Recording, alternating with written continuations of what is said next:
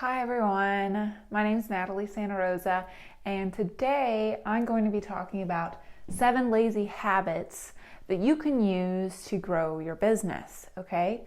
These are habits that I use to actually grow my business, and even though it sounds kind of counterintuitive, right? How could laziness actually help you grow your business, okay? So I want to be clear here that when I say lazy, I don't mean don't put in work. But instead, what I want you to think about is how laziness can actually be a way of maybe, thinking of more efficient ways of doing things and being innovative about different things because you're not wanting to exert as much effort. And essentially, it kind of boils down to getting more done with less, okay? And so these are 7 habits that I implemented, and I thought I'd teach them for you today so that you can implement them into your business, okay? So first off, these aren't my habits, okay? But I want to give you a little intro about how I thought of this and why I started using this, all right? Believe it or not, systems are actually the problem, okay? So if you're having a hard time sticking to a habit, whatever that might be. So maybe you need to post on social media more. Maybe you need to work on building your website. Maybe you need to get on more calls. Whatever it is, whatever stage you're at, you need to do things, but you're just having a hard time kind of always continuously, consistently being able to do what you need to do, all right? The good news is that the problem actually isn't you necessarily, all right? The problem usually lies within your systems, all right? So essentially, when I'm talking about 7 lazy habits, I'm talking about systems that I set up for myself that made things easier long term, all right? And then the next thing is why habits? Why do you need to implement habits? Why do you need to have something that you do every single day without faltering from that, all right? Why habits? When you're building a business, I'm sure you know this, you need a lot of cognitive space. You need to be able to reason about things. You need to be able to think about things. You need to be able to innovate when it comes to growing your business. And if you're constantly thinking about what do I need to do next, if you don't have habits in place in your daily life, all right, you're not going to have as much cognitive capacity to think about things because you're thinking about every little last teeny tiny decision that could be made once and then you could use continuously in the future, all right? And then the last thing is a lot of this stuff that I got is actually when I was introduced to a psychologist by the name of Kurt Lewin, all right? And he essentially said that behavior, because that's the B in this equation, is essentially the function of a person and their environment. So when we're looking at behavior, all right, this is how you act on a daily basis, whether that's your habits or whether it's not, okay? Behavior isn't just dependent upon this piece of the pie, right? It's not just dependent upon you. It's actually the function of a person in their environment. And so it's really important that instead of letting your environment act upon you and letting things happen to you and just consuming your environment, instead, what you need to become is kind of the creator of your own environment. Kind of craft the perfect environment for you to have the best behavior. And this is how lazy habits work, all right?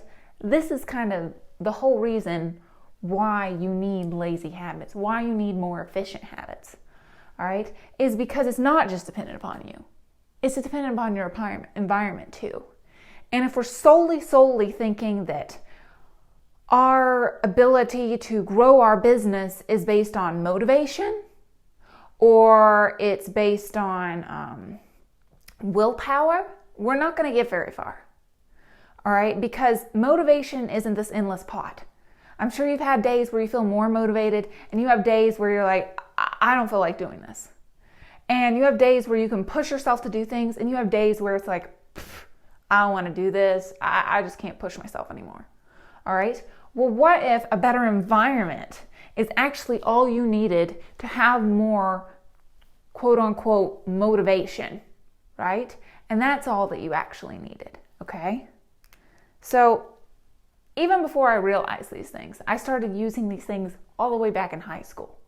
All right, I was technically lazy in high school if I was completely 100% truthful with myself. Now, I was an A student, but that was just because I was super, super competitive. All right, and it wasn't really that I was getting A's originally because I wanted, like I was loving what I was learning. And that was not it originally. All right, even though I did come to learning, right? I come to love learning. But at the beginning, it was just 100% fueled by competition, and I wanted to do better than other people, all right?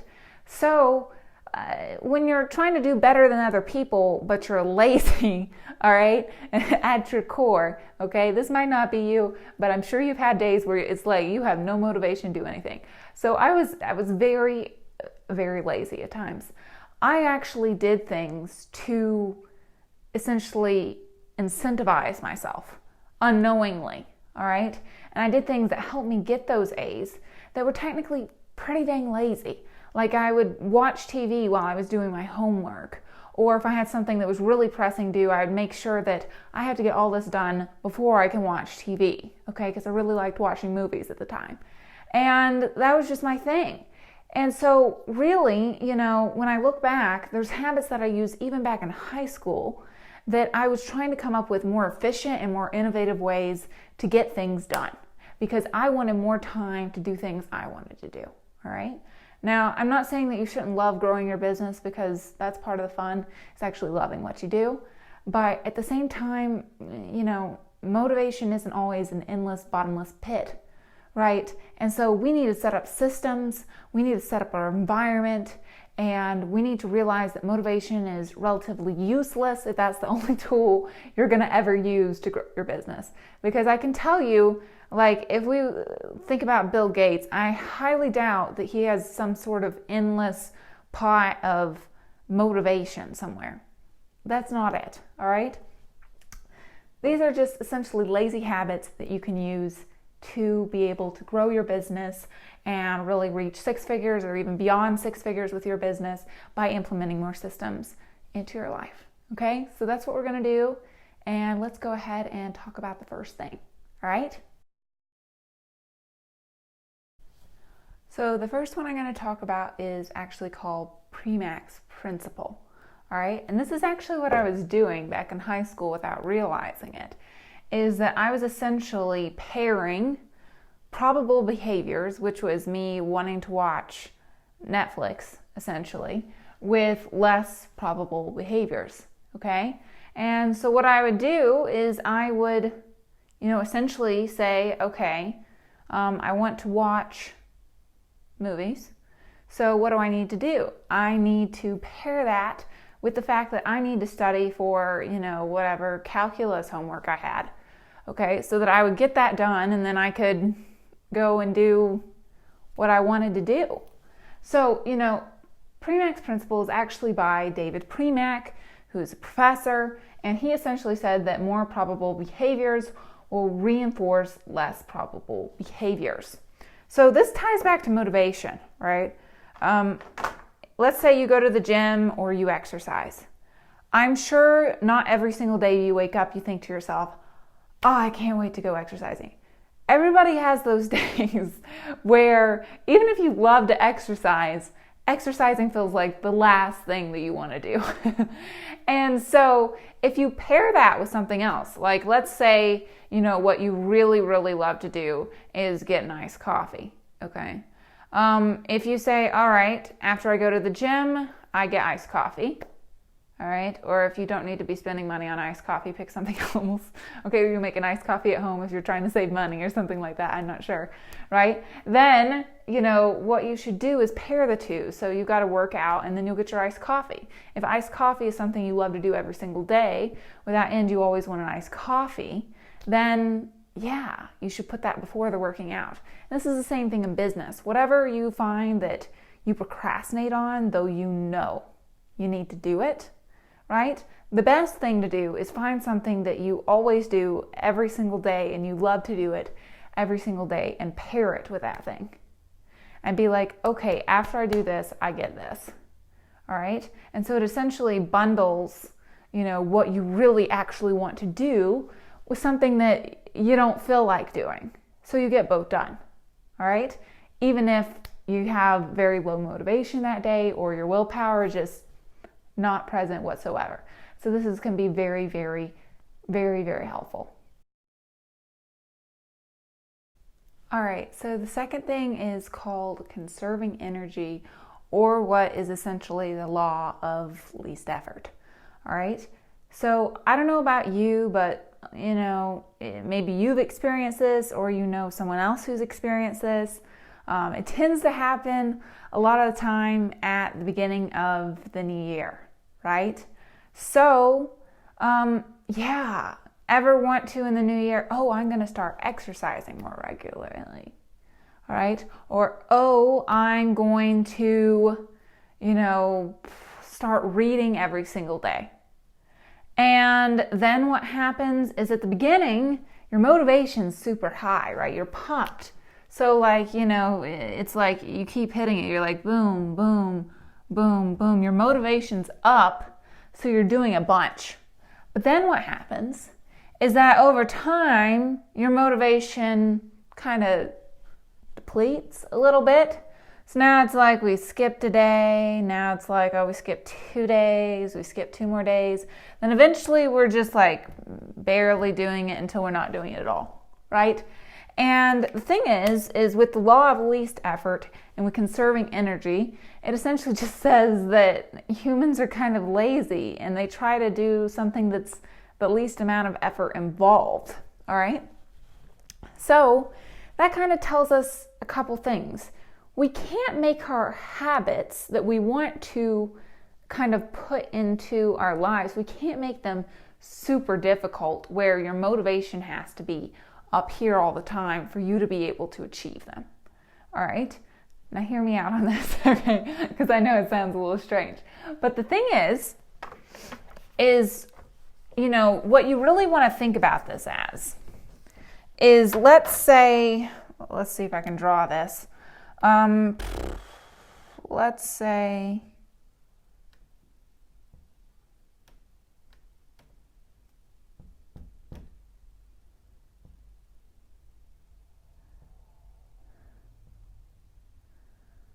okay, this is a faucet. I know you can't tell at all, right? And there's water coming out of it, right?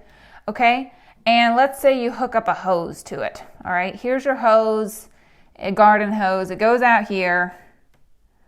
And then have you ever gotten like your hose kind of tangled so it gets all bent up right here?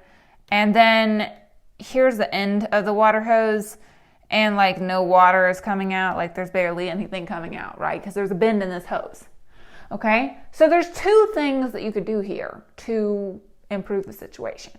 Is one, you could just turn up the faucet, all right? You could just turn up the energy, turn up the motivation, turn up the amount of effort that you have to put out, all right? Or you could just simply walk over here and unbend this hose.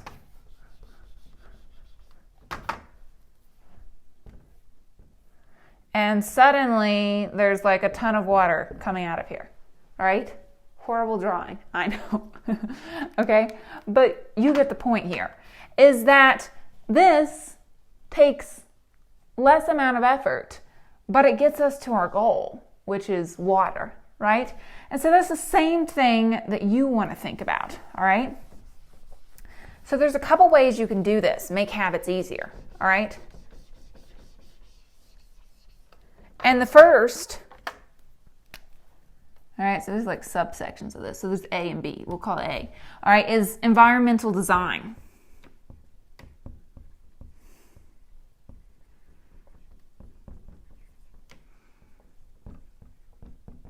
And this kind of points back to what I was talking about earlier with Kurt Lewis, right? Lewin, who essentially was talking about behavior as a function of a person and their environment.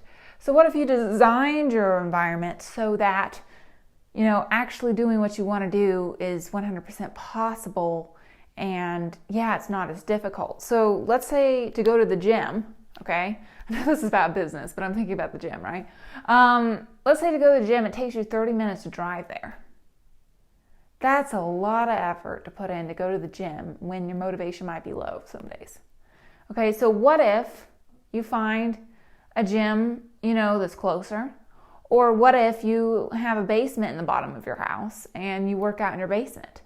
Okay, this is part of environmental design and setting up your life so that you're more likely to stick with those habits that you need to do. All right, make your environment better, okay? Or just make it more satisfying to you, right? If you really, really like candles, okay, put a candle next to your desk so that you go there and you light your candle and you sit there and you work at your desk. All right, design your environment so that it makes your habits easier, so it makes what you want to do easier, all right, rather than trying to turn up the energy, all right? And then the second thing is essentially make habits fit the flow of your life. And so this also kind of turns into, goes back to the environmental design. But if your habits don't fit the flow of your life, right? Like if you have to go out of your way to do something, if you know that by the time you get home, and then you cook dinner, I don't know what your schedule is, but let's say you cook dinner, then it's like 10 p.m. at night and you know that you are better at waking up early. Don't try to work at like 10 p.m. at night, all right? Make your habits actually fit the flow of your life. Stack them with other habits that make things easier for yourself, right? Something I started doing, because even though I love reading, I don't read every single day with just relying upon motivation. So something I did is I decided, okay, as soon as I lay down in bed, that means I have to read at least 15 minutes. Okay, and if I read longer than that, that's fine, but I need to at least get in 15 minutes. Okay, and I can totally do that right before I go to sleep, and it actually helps me key down, and at the same time I'm learning new things. So it's best, right? And that's with environmental design and making my habits actually fit the flow of my life. All right?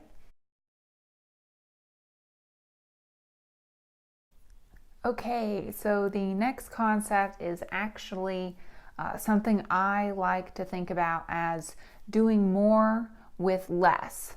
And this is also a concept that is often called addition by subtraction in business. So a lot of times businesses themselves are actually modeled after this concept. Like the invention of text messages essentially reduces the friction of having to send a letter to someone. And before that it was email, right? And same with like meal delivery services. Those things reduce the friction of something you need to do, all right? And so that's often a concept in business called addition by subtraction. So how do we apply this to our own business? So what you want to think about is, how can I reduce the friction to make sure I get certain things done in my business, all right? One of those things for me is, like previously with the reading habit, I always have that book right next to my bed. I have my pencil always right next to my bed, so that when I lay down, there's my pencil for me to underline stuff, there's my book, it's all primed and ready to go. And so it makes it very simple for keeping that habit. Now let's say you want to be more consistent with, actually sticking to a plan. So a great way of doing that to reduce the friction is to go ahead and have your planner maybe right next to your bed, so that when you go to bed at night, you already plan your day for the next day. So when you wake up, you're like, oh, this is what I need to do. I just need to stick to this. And so essentially all you want to think about is, what are tiny little ways that you can actually do more without as much friction, okay? And essentially add more into your life by losing certain things? What are certain things, maybe even you can get rid of, okay? So this is another way this works, is if you find yourself that you're constantly wanting to play video games, or, maybe you like to check your phone during the day, or maybe you really, really like this show that's on Netflix right now, and it's essentially kind of keeping you from your business. One thing you should do is think of ways that you can actually do more with less by putting in certain barriers for yourself, making it more difficult for you to actually do that habit. And so that's how this really works. And you want to think of different ways that you can essentially reduce the friction of good habits you want to keep and increase the friction for bad habits that you're trying to get rid of, whatever that might be. If you want to wake up earlier, why don't you set your alarm? I do this. I do this because I got in a very bad habit of sometimes snoozing the alarm. I previously would always just, as soon as my alarm went off, I would just get up. But after I got married, my husband was a snooze alarm person, and I kind of fell into his habits, and I'm not blaming him here, okay? But I started then snoozing the alarm too, and then I would be in and I wouldn't get up on the time that I needed to get up at because I set my own schedule, right? And so what I started doing is I put my phone before I go to bed, and I'm going to lay down and read, right? I put my phone up on my dresser, which is across from my bed, so I have to actually physically get up out of bed to turn off my alarm. After I've done that, it's like, well, I'd have to go all the way back into bed and go to sleep. And by that time, I'm like, okay, I'll just get up, I'll get myself a glass of water, I'm ready to go, okay? So yeah, just think of certain ways that you can kind of reduce the friction and increase the friction of different bad habits. And that's essentially how this concept works. Make your laziness work for you, essentially.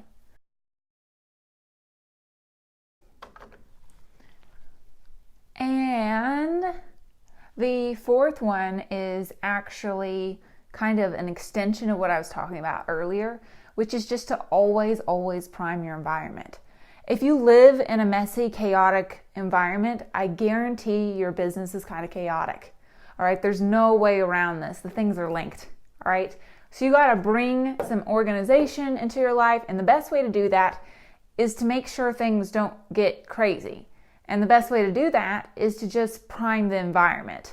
So instead of letting your dishes pile up, every time you eat, you immediately just take it to the dishwasher. I know this sounds like silly simple, but you really want to think about, how can I make sure that whenever I need to do something, it's not going to be difficult for me.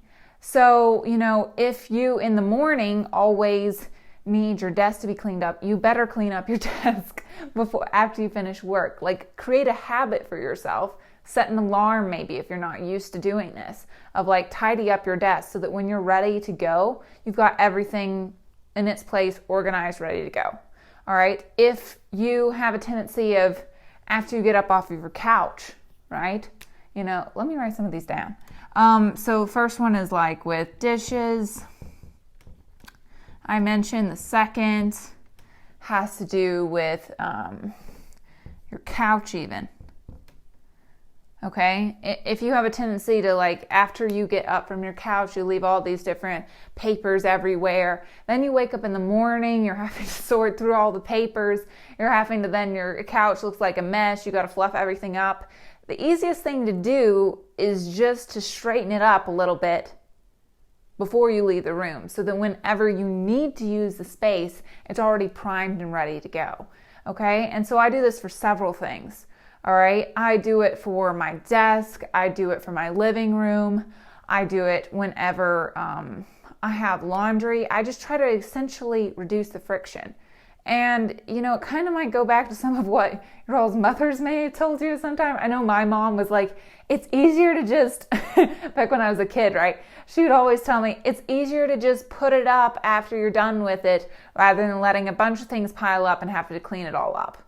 And it really, really is. It takes the same amount of effort to lay, the sweater you were wearing on a chair as it does to put it in your laundry hamper, or as it does to hang it up if it's not dirty.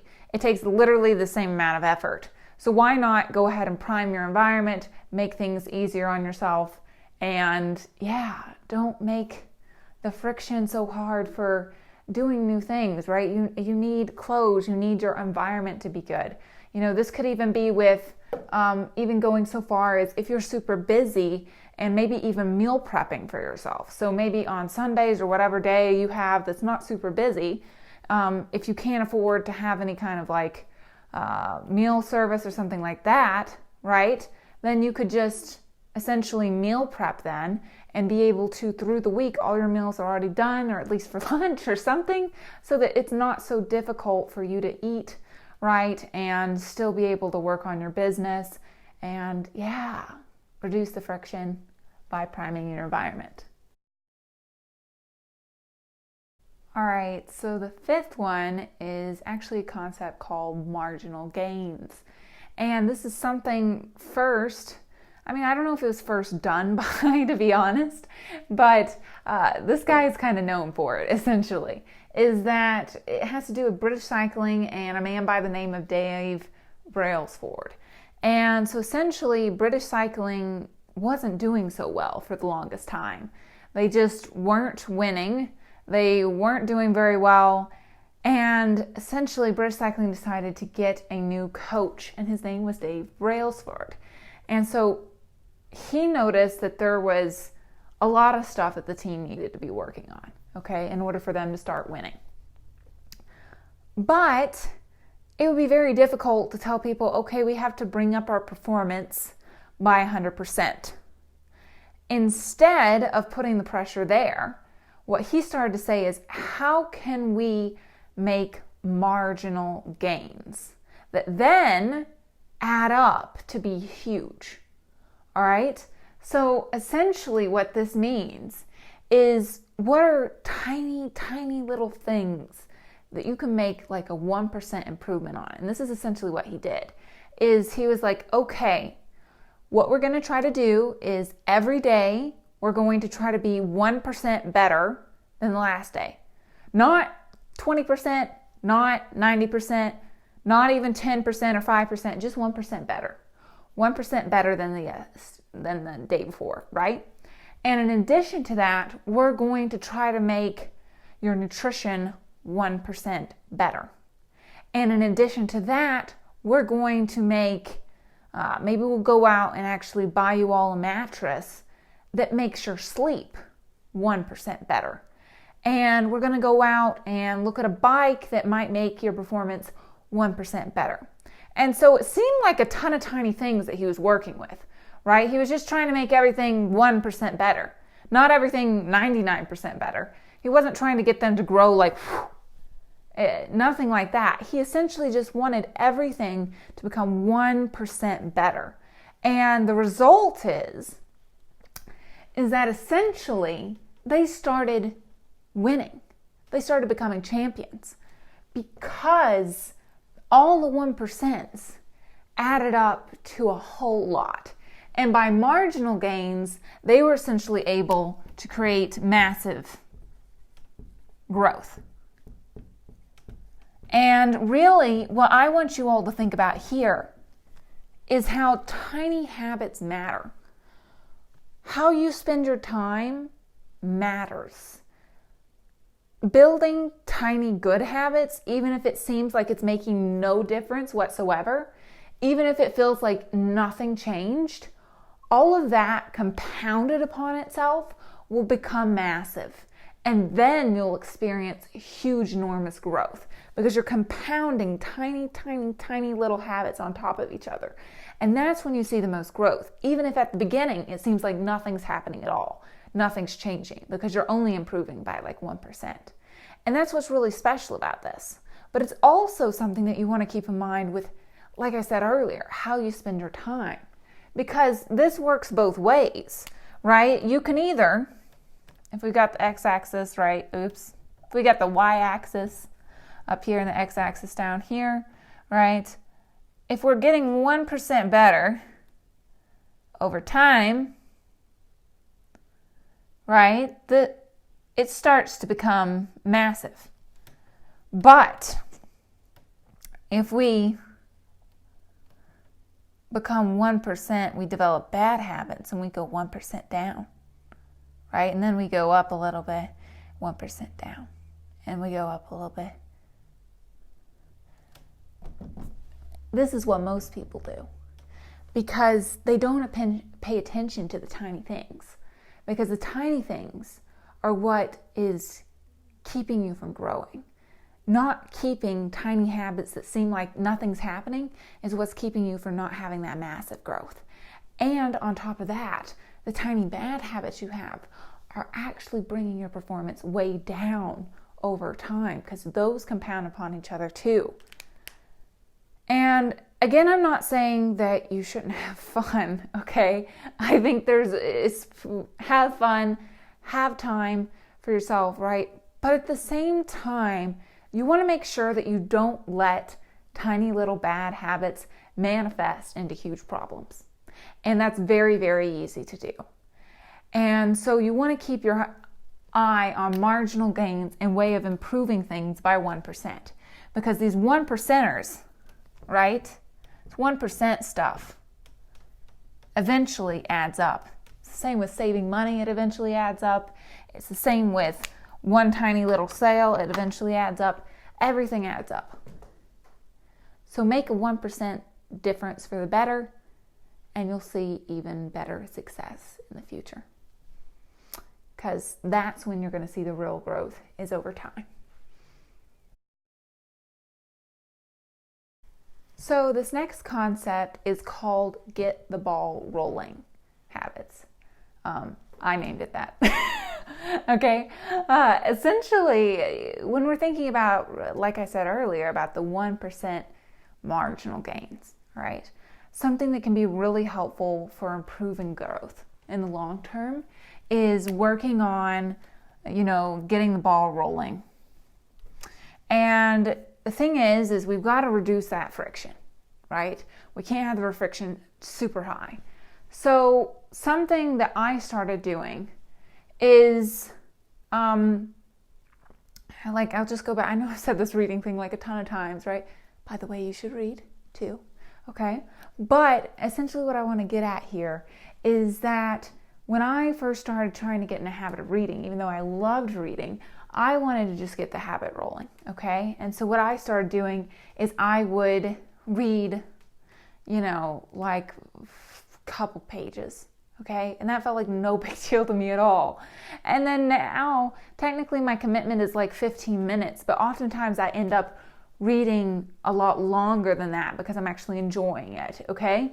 But if I would have said, I need to read 2 hours every single day, that probably wouldn't happen, okay? And if it did, I would definitely not stick to it. So how can we get the ball rolling in different habits? All right. This means, like I said, with reading, just a page. Okay. The second one could be with your exercise. You may already be super fit. I'm just trying to give examples here. With, exercising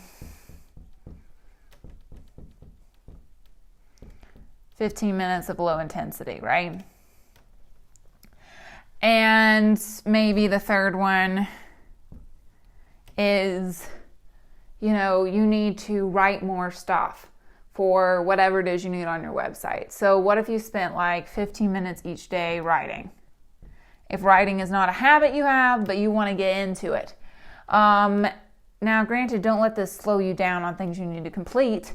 But if we're trying to develop a habit where you want to constantly be writing every single day, that's something to do. So then maybe with like posting on social media, if you just freaking hate social media, okay, some people love it, some people don't, then maybe, you try to post once a week. Because if you can't commit to that, everybody has like 15 minutes to write that thing, okay? And it doesn't have to be perfect, it just needs to be done. What about with getting the ball rolling on,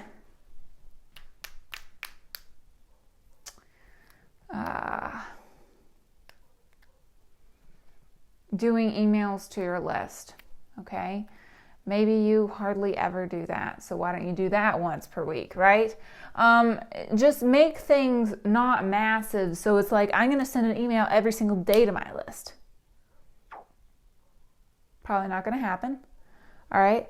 I'm going to do all these extra things. You might do it for a short period of time, but when it comes to that consistency, it's not going to happen.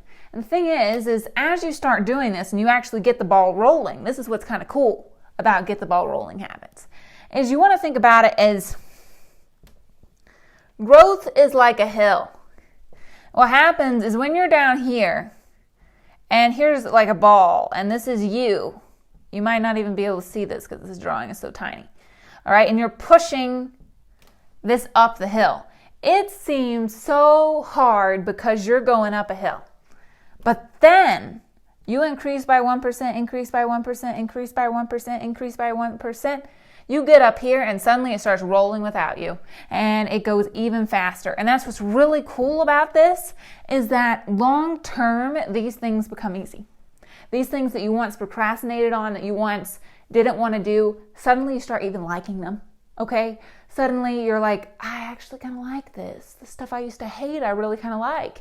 I know anyone can relate to this if you've ever been, I know for me, I've had periods in my life where I was crazy active, right? Like I was exercising a lot of hours a day. I was an athlete. It wasn't like I was trying to lose weight or anything. I was an athlete, so I had like a ton of stuff that I was doing, all right? And essentially, I was in really, really peak top shape. But I've had other periods in my life where I literally just don't exercise.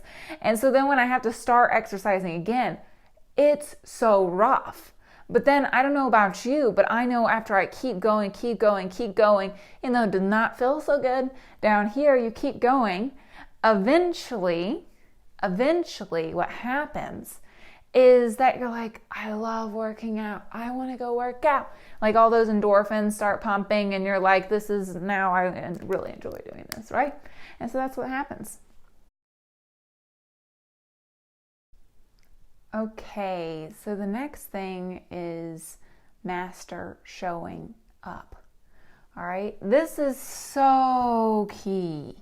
So key. If you take anything from this video, take this topic, all right? Put this in your head. Master just showing up, all right? What do I mean by that, okay? Master just showing up. Because the thing is sometimes we put so much pressure on ourselves to do so much stuff, it seems unattractive, then you don't want to complete the habit, all right?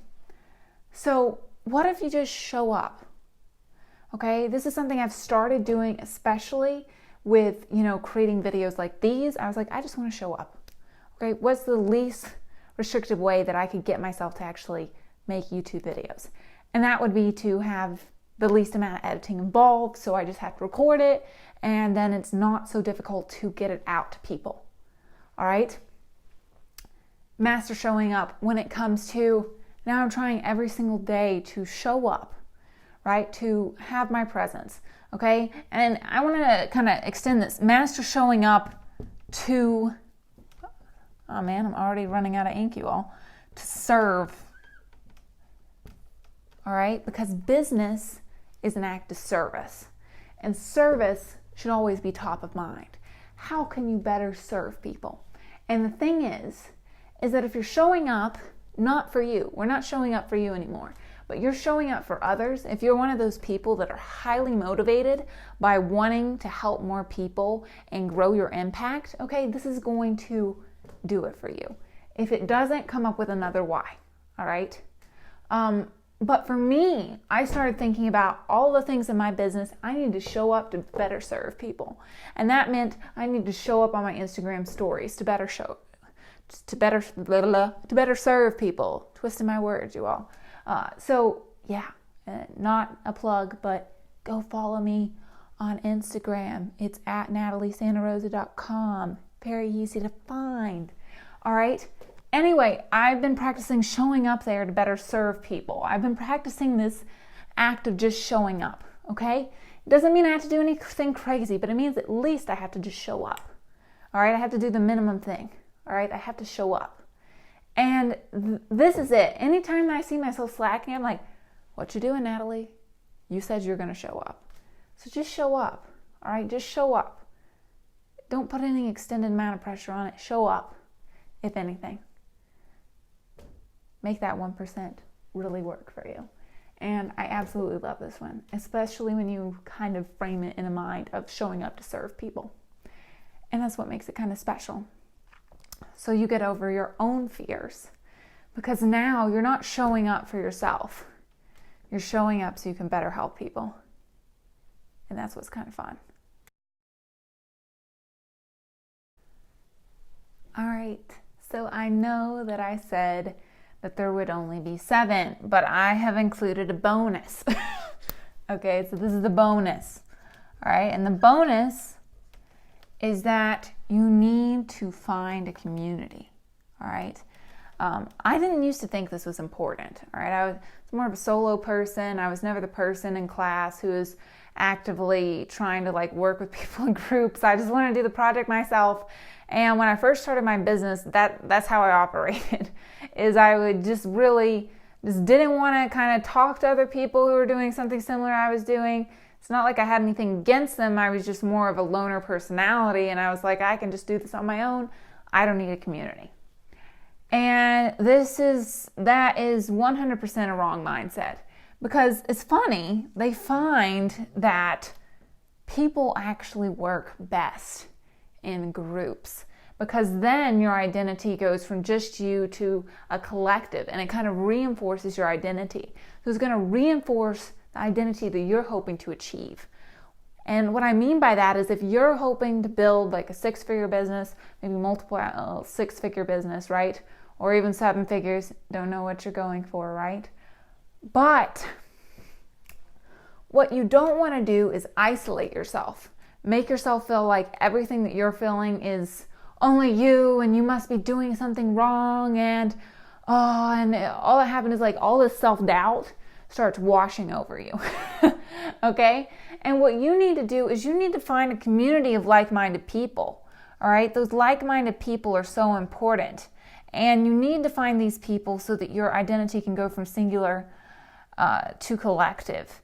And when you do that, that's when you see really, really a lot of progress and growth. And I started doing this myself, of engaging with people. And this is especially true with my own business, because I started working with people in groups. And I really emphasize community, and I really emphasize a supportive culture, and having kind of a, enthusiastic, show up to serve attitude every day kind of community with my own business. And I found that people are doing even better than I was working with people one-on-one. And that's because there's this crazy community net of people there to support you, not just me. And that's what's really, really good. Okay? So find yourself a community, whether that means, going and actually investing in some sort of business coaching so that you're actually with a community of people, and maybe not working with somebody one-on-one, even though that can be good. I think a community is better based on what I've experienced with my own clients and why I chose to move towards more of that community kind of model.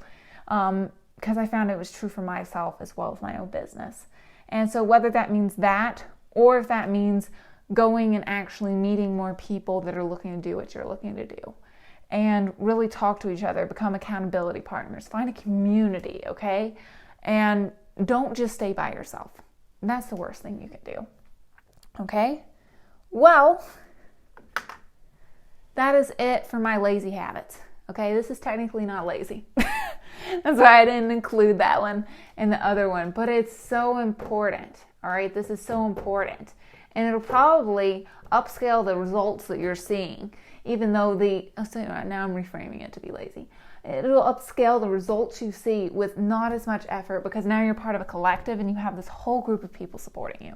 And it's really, really special. And yeah. Anyway, I'm not giving you an assignment, okay? All I thought is, you all should do this. But at the same time, I think this would be helpful for you all. Go through each of the different habits I mentioned and think about action steps about how you can actually put these into your life, okay? Because the examples I listed may not be something that you need to even implement. And if you just watch this video and you don't actually go try to think this through and come up with an implementation system and a take action system, you're not going to see the results of this. And I want you to see the results of this. And I want you to come back to me and be like, Natalie, these help so much. And yeah, that's what I want. And you're not going to get that result. And you're not going to feel how amazing that these kind of lazy habits can be in your life if you don't do that. Okay? So that's the end of this video. And I hope you all enjoyed it. Go ahead, make your action implementation plan.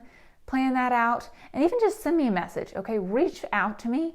I would love to hear what you're planning on doing to make some of those marginal gains, do more with less. And I'd love to hear what you're planning on doing in the new year.